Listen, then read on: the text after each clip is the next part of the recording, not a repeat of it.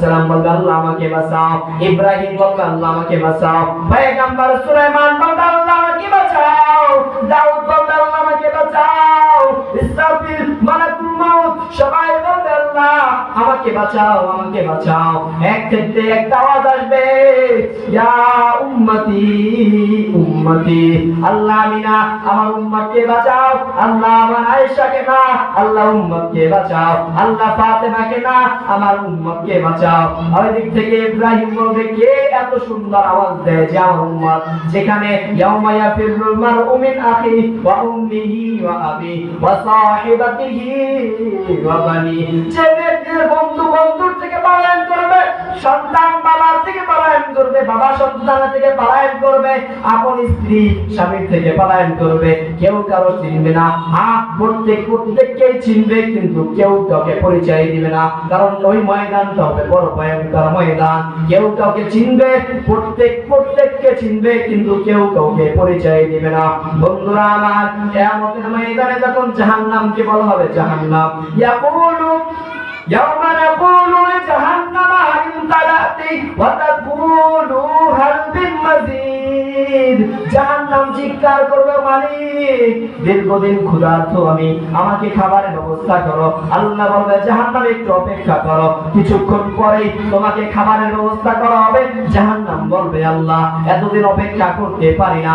জাহান্নাম সামন দিকে আসবে, আর আসার পর সাথে সাথে আল্লাহ ফেরেশতাদেরকে বলবে ফেরেশতারা ৭০,০০০ সিকল লাগাও, ৭০,০০০ সিকল লাগায়া তাকে টান মারো, ৭০,০০০ সিকল লাগায়া ৭০,০০০ সিকলে এক এক সিকলে ৭০,০০০ ফেরেশতারা টান মারবে।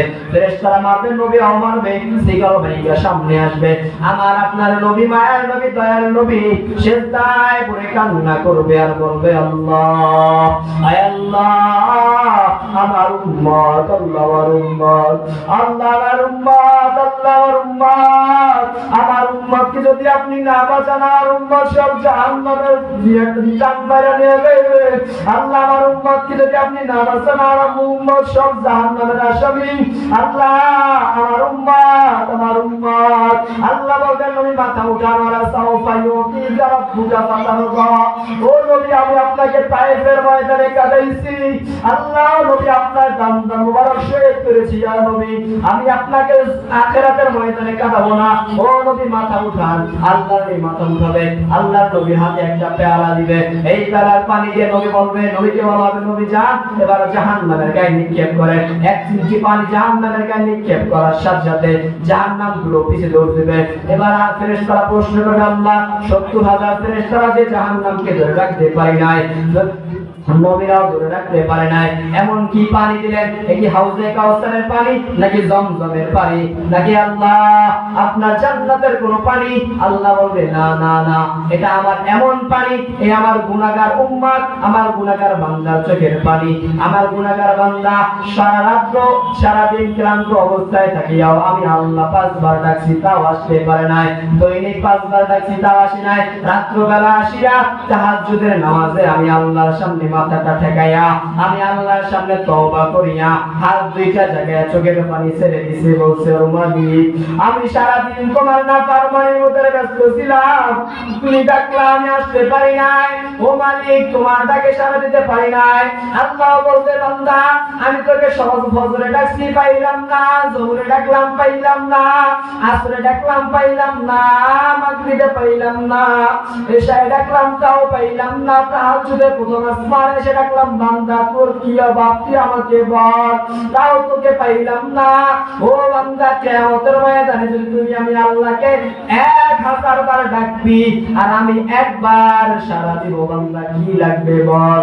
ও বান্দা কিয়ামতের ময়দানে আল্লাহকে ডাকলেও আল্লাহ সাড়া দিবেন না, আল্লাহ ব্যস্ত থাকবেন মুমিনদেরকে নিয়ে। ও মুমিন আজকে তোমরা জমিনে আমি আল্লাহ ডাক দিতে দেরি তোমরা মসজিদে হাজির হতে হয়ে গেছো। কিয়ামতের ময়দানে কোনো আলো থাকবে না, কোনো ছায়া থাকবে না, কোনো পানি থাকবে না, আর মানুষগুলো উলঙ্গ অবস্থায় থাকবে। নবী আলাইহিস সালাতু ওয়াস সালাম বলেন, সাবাতুন ইযিল্লুহুমুল্লাহু ফি যিল্লি ইয়াওমা লা যিল্লা ইল্লা যিল্লু আল ইমামুল আদিল। ও নবী আমার বলেন যে কিয়ামতের ময়দানে কোনো আলো থাকবে না, তবে 7 শ্রেণীর লোক কিছু আলোর ছায়া পাবে, এটা আল্লাহর ছায়া। এই ছায়ার ছাড়া কোনো আলো থাকবে না, কিয়ামতের ময়দানে কোনো ছায়া থাকবে না। নবী বলেন আল ইমামুল আদিল, ন্যায়পরায়ণ বাদশা, যারা দুনিয়ার ভিতরে ন্যায়পরায়ণ সুন্দরভাবে ইনসাফ কায়েম করে, রাষ্ট্রের কোষাগারে সুন্দরভাবে টাকাগুলো সুন্দরভাবে বন্টন করে, এই লোক ছাড়া কিয়ামতের ময়দানে আর কেউ ছায়া পাবে না। নবী আলাইহিস সালাতু ওয়াস সালাম বলেন الإمام العادل وشاب نشأ في عبادة ربه ورجل قلبه معلق في المساجد ورجلان تحابا في الله يجتمع عليه وتفرق عليه ورجل طلبته ذات منصب وجمال فقال